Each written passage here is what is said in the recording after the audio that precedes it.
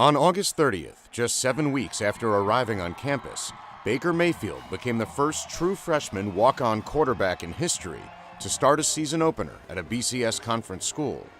That day, he threw for 413 yards and 4 touchdowns while running for another.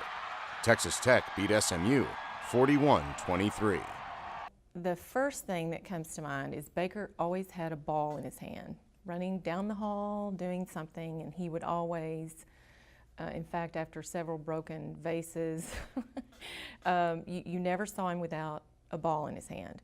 And he announced to James and I think he was 3, that he was watching Saturday morning cartoons in his TV chair, his favorite TV chair.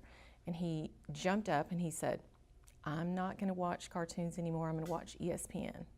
And he literally did that. I'm not joking. From that day on, he decided he watched ESPN, and actually that's kind of how he took up baseball. He learned how to watch baseball through that, but he loved everything about having a ball in his hand and just always playing. So Mayfield hails from Lake Travis High School in Austin, Texas, where he led the Cavaliers to a state title his junior year. Baker was a freshman my second year here, and I was a defensive coordinator then, and Baker was part of the freshman team. He actually, Coach Morris was the head coach at the time, and he coached the quarterbacks, and so Baker and another quarterback kind of shared time as freshmen here.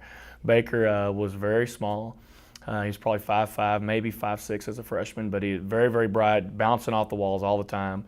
Was a good athlete, but he was just one of the late bloomers, I think, out of the freshman class. But he was on our top team, and he was just an extreme competitor. One of the things that Coach Morris believed in was trying to develop as many quarterbacks as we could.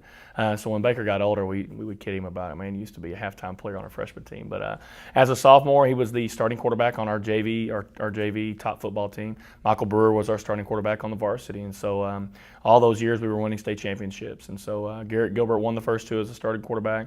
Michael won. They were both ready to go, both mentally and physically prepared for whoever's going to be the name starting quarterback. But kind of going in through the week, we kind of had an idea, but not really. We were all just kind of looking around, saying, who's going to be the quarterback. But yeah, I mean, he's a great kid. He did a great job, and I'm real impressed. Real pleased with his decision, Coach Cliff's decision on putting him back there. I think he's doing a hell of a job. And really, our experiences are about as similar. We just were preferred walk-ons, and they ended because he's a lot more talented than I was. He's had the opportunity to play a lot sooner, and that's because he is such a good player. And so, just talk to him about what it meant being here as a quarterback more than a walk-on. Just because I think that playing quarterback here is special. Open field of the end zone right now. They're not really covering up Amaro. And Mayfield on the draw at the 10 to the 5, sidesteps into the end zone. Touchdown, Red Raiders. Obviously, it was serendipitous. None of it was planned.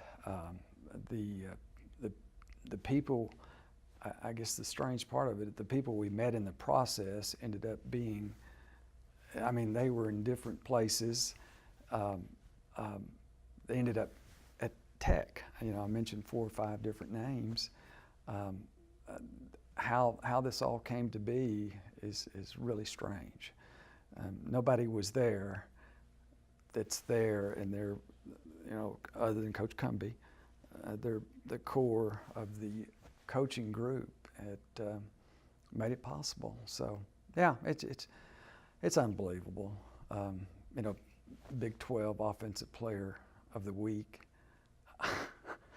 It got to a point where we're just, this is silly. It's too good.